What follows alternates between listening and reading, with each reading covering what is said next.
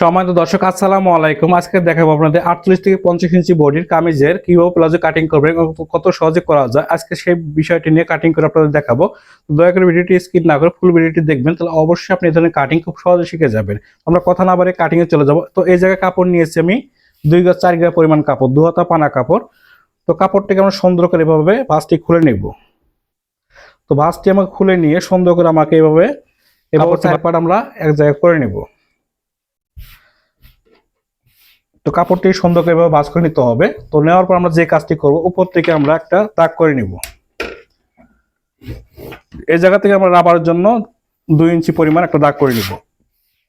তো এই জায়গাতে আমরা চলে যাব লাম্বার দিকে। লাম্বার নেব, এটা আমরা 39 ইঞ্চি লাম্বা, নিচে আমরা বাড়তি নেব 1 ইঞ্চি পরিমাণ। তো আমরা এই জায়গাতে হাইয়ের মাপটি দিব, যেহেতু হাই হবে এটা 30 ইঞ্চি। তো আমরা এটা যেহেতু কল্লি ব্যবহার করবো, সেক্ষেত্রে আমরা 1 ইঞ্চি বেশি নিয়ে আমরা 31-এ দাগ করে নেব। 31-কে 2 ভাগ করে 15.5 আমরা দাগ করে নেব। তো এই জায়গা থেকে দাগটা আমরা সোজা করে সুন্দর করে টেনে নিব।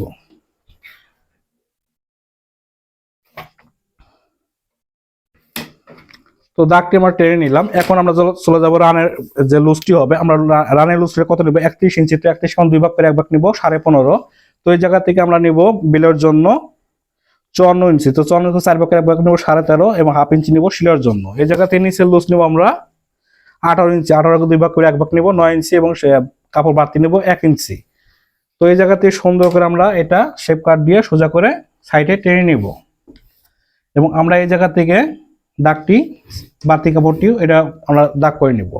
তো এই জায়গা থেকে আমরা চলে যাব এখন যে হাইয়ের যে দাগটি দিতে হবে, শেপ কাট দিয়ে সুন্দর করে এইভাবে হালকা করে আপনাকে ডাউনটি দিতে হবে।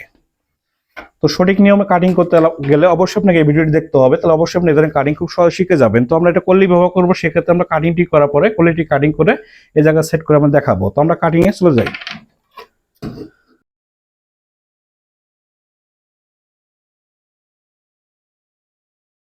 তো আমরা কাটিংটি করে নিলাম। আমরা এখন কল্লি কাটিং করব। কল্লিটি কিভাবে কাটিং করবো আপনাকে এই একটু লক্ষ্য করতে হবে। তো আমরা এই কাপড়টাকে সুন্দর করে এই জায়গা থেকে কাটিং করে নিব। নেওয়ার পর আমরা এই জায়গা থেকে কাপড়টা কিভাবে ভাঁজ করবো এই জায়গাটা লক্ষ্য করতে হবে। তো এইভাবে আপনি কাপড়টি ভাঁজ করে নেবেন। তো নেওয়ার পর নিচে থেকে সুন্দর করে আপনাকে এইভাবে একটু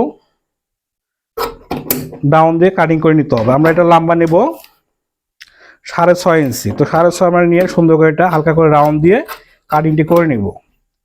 যেহেতু এই জায়গায় একটু রাউন্ড দিয়েছে, অবশ্যই আপনাকে এই জায়গায় কাটিং করতে এই জায়গায় আপনি হালকা একটু রাউন্ড দিয়ে কাটিং করে নেবেন, তাহলে সুন্দর এই জায়গাটায় মিলে যাবে। তো সম্মানিত দর্শক, আপনারা দেখলেন 48 থেকে 50 ইঞ্চি বডির কামিজের বডির প্লাজো কাটিং কিভাবে কাটিং করবেন। তো এই ভিডিওটি দেখলে আপনারা খুব সহজে শিখে যেতে পারবেন এবং আপনি খুব সহজে ঘরে তৈরি করতে পারবেন। তো ভিডিওটি ভালো লাগলে অবশ্যই একটি লাইক এবং অবশ্যই একটি কমেন্ট এবং অবশ্যই শেয়ার। তো আজকের মতো এই পর্যন্তই। আল্লাহ হাফেজ।